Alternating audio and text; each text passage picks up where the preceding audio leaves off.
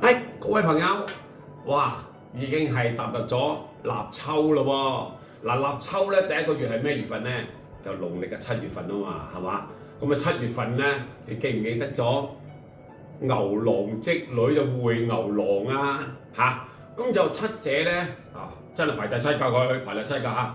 咁啊七夕巧誕咩叫巧誕咧？即係做手工咁啲女仔最叻係做手工啦。刺繡繡對鴛鴦啊嘛，或者繡個金銀珠寶啊嘛係嘛？繡對龍就難好多繡對鴛鴦易好多啦，係嘛？咁啊鴛鴦咁啊易啲咧，咁你諗啦，因為七姐繡鴛鴦咧就最靚最似真嘅，咁啊繡龍咧就冇咁似真嘅，咁你自己諗啦嘛，你思考一下點解會繡鴛鴦咁靚咧？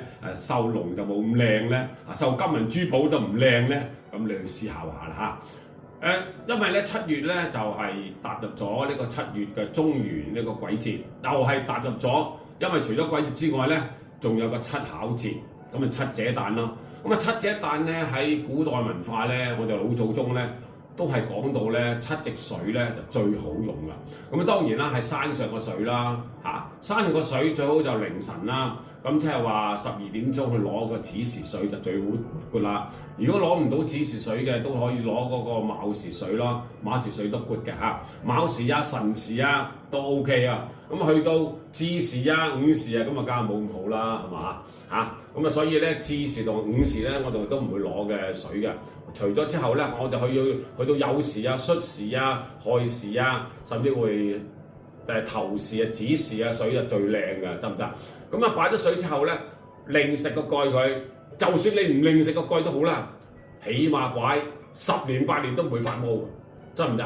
得㗎，真係好嘢㗎。嗱，呢啲係古代文化，咁問我點解，我都答唔到你點解。信者嘅當然係有啦，不信者冇咯。好啦，我哋嚟拜一拜七姐啦，因為七姐係巧誕。即係巧手啦，咁啊即係希望咧能夠你嗰個靚女啦。嗱，推七姐咧通常都係女士嘅，男士冇份啦。girl way boy 啊 girl way，boy 啊 girl way咁啊通常都 girl 嘅girl 嘅美麗如花嘅女仔嘅。咁啊，如果你個樣唔靚嘅唔得瓜子面嘅，冇美麗動人嘅，咁啊拜多啲七姐就好啦。年年都拜七姐。1年得一次嘅咋，冇得多㗎冇得選擇，冇得 encore 㗎過咗就冇㗎啦咁啊最好咧拜七姐咧子時啦或者係用嗰個晚上啦咁啊子時咧就好多時咧就。